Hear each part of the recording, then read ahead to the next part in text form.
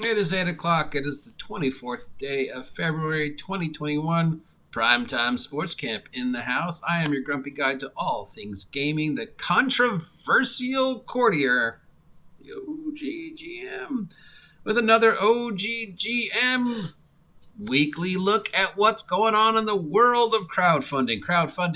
Kickstartering, Luluing, drive-throughing, the future of the role-playing hobby. The following projects are supposedly coming to an end of their Kickstarter around this week, by the end of this week. So if any of these sound like something you want to support, go to your local, whatever favorite Kickstarter crowdfunding webpage that you like and support them, or go over to your friendly local game store, Seth's Games and Anime here in Ventura, or North Coast Role Playing if you're in Eureka, California, and ask them to look into it for you. Anyways, here we go. What's coming to an end this week in the world of role-playing? Kobold Press has a product they're working on called Vault of Magic. Its Kickstarter ends this week. It is, of course, for Dungeons & Dragons 5th edition. It is 800 new magic items. From Story Brewers Role-Playing, we have Good Society, the Jane Austen role-playing game, reprint and new deck. This is a reprint, I guess, of the... There was I remember reading about a Jane Austen-themed role-playing game about a while back, and so this is a new version. So if you want to role-play in the world of Jane Austen's books, here you go. I mean, I don't know. People love Austen. Her work's amazing. A role-playing game set in that sort of alternate, romanticized, women empowerment setting could be interesting. I don't know. It's always nice to see games that aren't 5th edition. And speaking of 5th edition, Lightfish Games has a science fiction role-playing game coming out called Farside. This is a 5e evolved explorative sci-fi role-playing game. So this is science fiction, science fantasy, using 5e as the core base. Look, guys, there are other systems you can use besides 5e to create role-playing games, and 5e is not the end-all, be-all of systems. In fact, you're hampering yourself and hindering yourself by using 5e. But I understand that if you use 5e, you think it's going to sell more, so yeah, whatever. And I guess 5e is open source. So this is Farsight, 5e evolved, explorative, from Lightfish Games. It's a space opera cyberpunk kind of expanse, but role-playing, but with, 5e fantasy shit. From Christopher Gray Games, we have Temples and Tombs, a new thing for the Year Zero engine.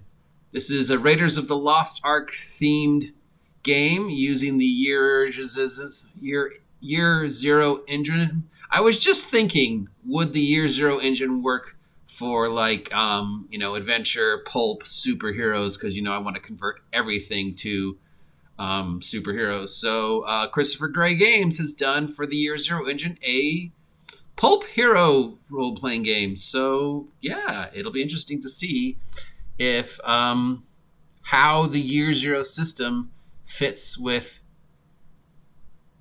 pulp, superheroes, Doc Savage, Indiana Jones kind of shit.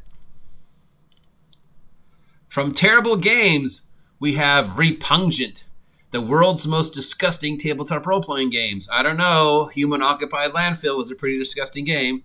So this is a game for the covered in chit RPG system.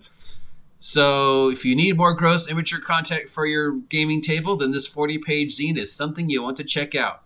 Basically, it is Garbage Pail Kids, the role-playing game. So yeah, it sounds kind of like Whole. I mean, if you've never played Human Occupied Landfill, it is one of the most ridiculously gross, intentionally gross role-playing games. But these guys are trying to, I guess, restart that idea in the, let's make a role-playing game as politically incorrect as we can in the politically correct culture of role-playing. I want to support these guys. From Mad J Zero, for Champions, we have something called Lifted. Lifted is a setting for superhero game using champions. It's a love letter to superhero comics of the 90s, such as X-Men, Wildcat, Stormwatch, Planetary, and The Authority. Interesting. So late Bronze Age, Planetary Authority. What if the Justice League was corrupt? The Boys.